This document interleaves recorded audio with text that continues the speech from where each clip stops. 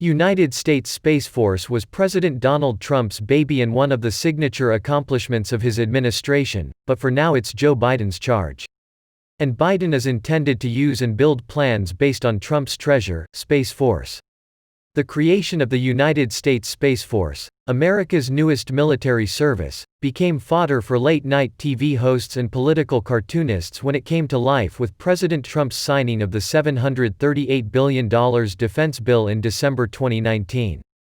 Online critics mocked the logo design as a rip-off of Star Trek, made fun of the Guardians nickname for members of the force, and questioned where it would fit in the Pentagon's long-established service hierarchy. But President Trump saw United States Space Force as one of the signature accomplishments of his administration, giving it pride of place in virtually every campaign speech and rally.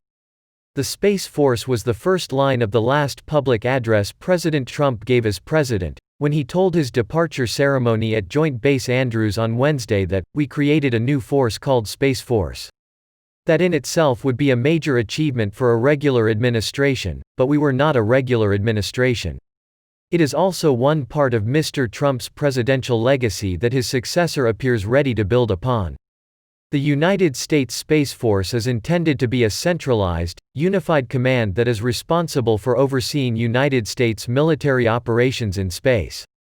The satellites that will fall under the service handle operations of global positioning systems, detection of enemy missile launches and more.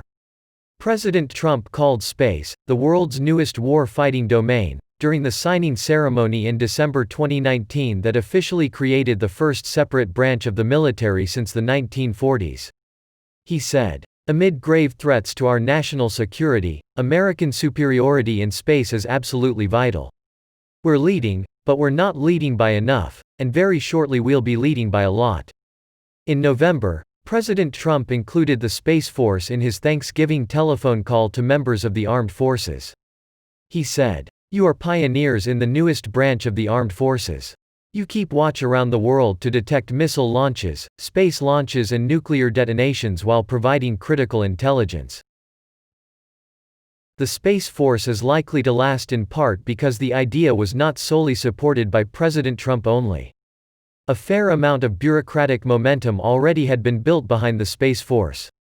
Some 2,200 members of the Air Force Space Command formally shifted to the new command last year, and another 3,600 planned to transfer this year.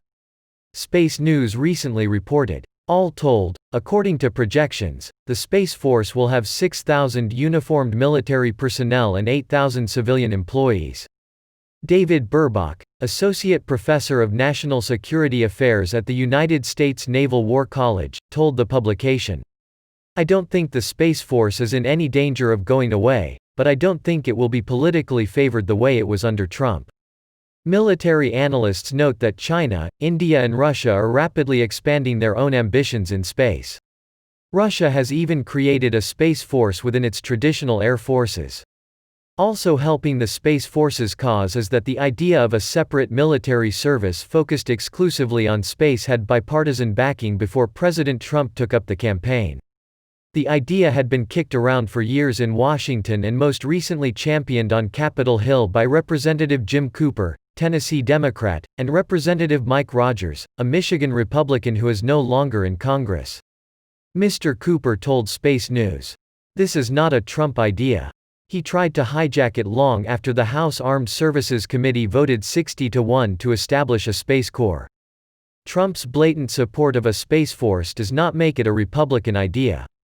Joe Biden did not make the Space Force a centerpiece of his defense policy on the campaign trail, even as he promised to roll back other Trump administration security initiatives.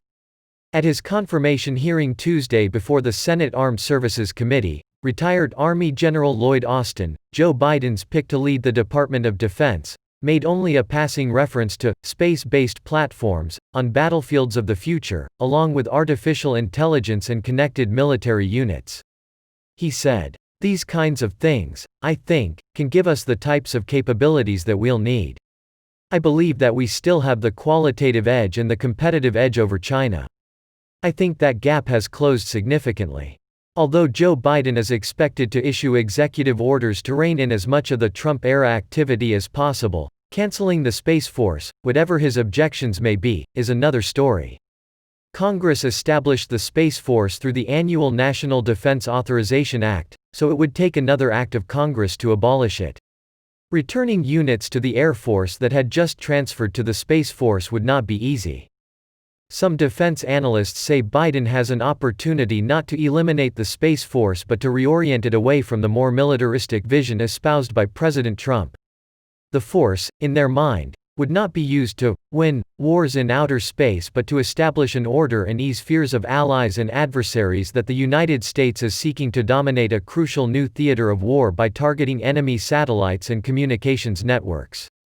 Defense analyst Kelly Atherton recently wrote on Slate magazine, "The best way for the Biden administration to prevent a space war is to treat orbit as a commons, and the Space Force as a kind of traffic control agent.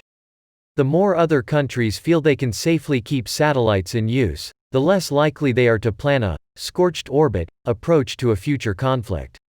Vikram Mittal, an engineering professor at West Point, predicts that Joe Biden will either refine the Space Force mission or pare back its bureaucratic independence, but he said the new president is unlikely to cancel the program altogether.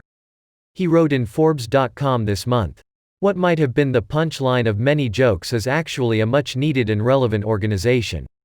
Also he said, "The last century of warfare was decided primarily by air supremacy.